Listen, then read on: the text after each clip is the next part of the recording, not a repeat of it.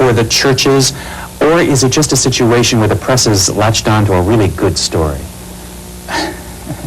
It is a good story. It's also a serious situation. Sex is simply something that people are interested in. Sometimes sex has the aura of hypocrisy around it when you have men who are supposed to represent Christian standards of conduct in their behavior put sex together with hypocrisy and celebrity. In the case of people like Father Jean, you've got a pretty potent mixture. All told, I think the local media has handled all of this rather well, rather responsibly, given the volatility of what was actually going on. I think they've done as well as they could be expected. Owen, as John just mentioned, most of this is focused on Father Jean and his predicament. Would this have been front page news 10 years ago? Hard to say. I think probably played less 10 years ago. I think in general the society perhaps and the media have less awe of the organized religions now than they used to have.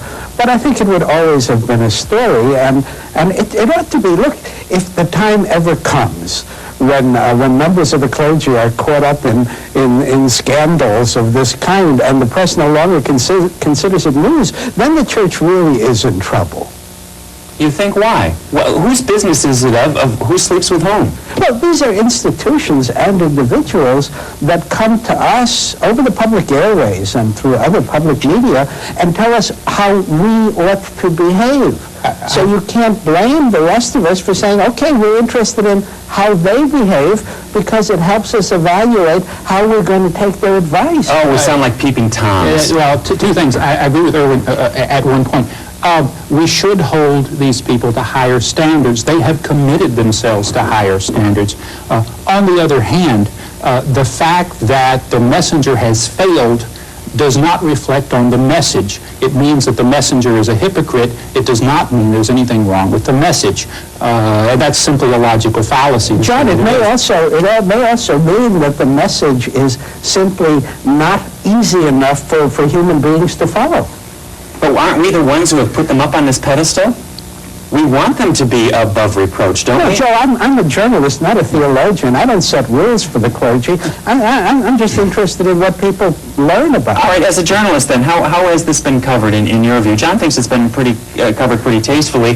What about you? Has the press done a good job in covering Father Jean and some of the other stories that we've been reading about? Well, from the clips I've seen, Joe, I would say that in a week when we had events in China, events in the Soviet Union, events in Poland, and in other places of really momentous historic significance, this story has been covered far too fulsomely. You think so? What about for those people who are followers of religion and who have put their faith and trust in these people? For them, it's pretty darn important. Yes, and they're entitled to know, but it's a matter of play. I think there has been some disproportion and a certain amount of titillation in the coverage.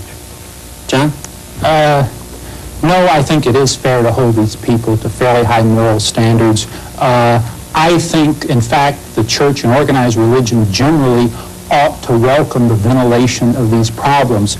It's probably as hard for people within organized religion as it is for the people running things in Beijing to be subject to criticism, but in the long run they'll be better off. And very quickly, do you think that the church has got to come into the 20th century and get rid of the celibacy rule?